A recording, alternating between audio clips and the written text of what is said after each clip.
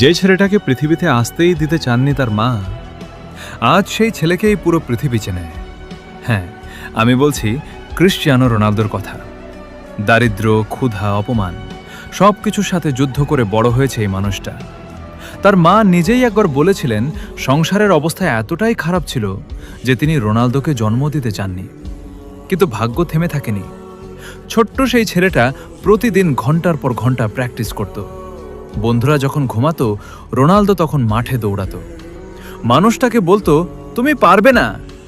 আর Ronaldo প্রতিবার উত্তর দিয়েছেন নিজের পরিশ্রম দিয়ে। আজ তার নাম ইতিহাসের পাতায় লেখা। 5টা ব্যালন ডিওর, অসংখ্য গোল, কোটি কোটি ভক্ত। কিন্তু তার সবচেয়ে বড় পরিচয়, সে কখনো হার মানেনি।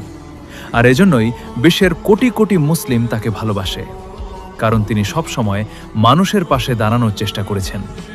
প্যালেস্তিনের মানুষের প্রতিও নিজের ভালোবাসা ও সম্মান দেখিয়েছেন। মানবতার জন্য তার এই সম্মান তাকে শুধু একজন ফুটবলার না, একজন বড় মনের মানুষ হিসেবেও পরিচিত করেছে। এই গল্পটা